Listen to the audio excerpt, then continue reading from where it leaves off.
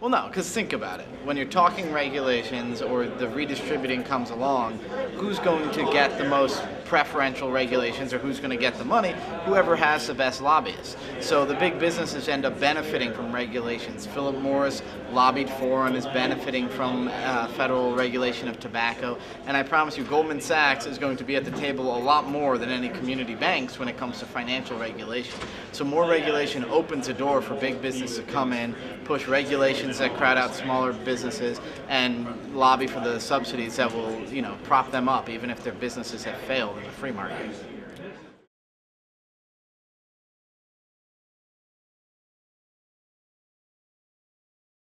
Well, I mean, I'm sort of an environmentalist myself, and if somebody can make money while at the same time helping the environment, I think that's great. If they're selling a product that there's a demand for, keeping down energy costs, or just even selling something to consumers who want something that helps the environment, that's great. But most of green business right now involves building something that there's no consumer demand for, and then lobbying to have it subsidized, or even worse, lobbying to have it mandated. Ethanol is a great example.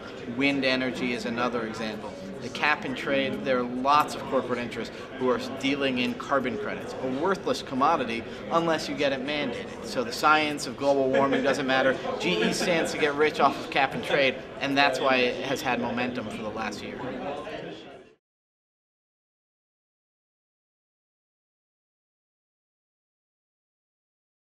Well, you need in healthcare right now, a lot of conservatives and people who believe in the free market argue as if there's already competition. There isn't real competition in healthcare, in part because of the policies that favor employer-based healthcare. So we need competition, we need markets, and government policies are already interfering with the markets to the benefit of insurers. Republicans I'm glad that they're killing the Obamacare stuff, but they need to stand up and challenge the healthcare companies. I haven't seen them doing that, but maybe the fact that the health insurance industry as well as the drug industry lined up so much behind Martha Coakley in that race, maybe that'll send a hint and the Republicans sort of will realize that these big businesses aren't their friends and will be willing to challenge the government monopolies, the government programs that kill competition.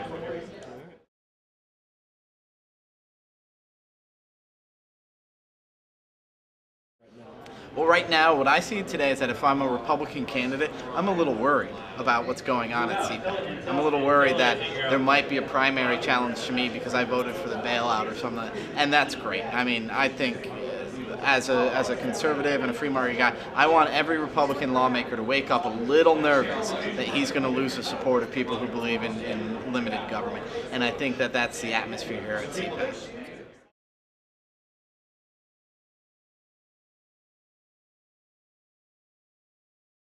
Well, I think that a lot of Republicans have seen how the base, whether it's a Republican base or the free market base or just young voters who had been disenfranchised before, have rallied behind him. That he's sort of the Obama on the other side of the aisle in some extent as far as creating enthusiasm and that sort of thing.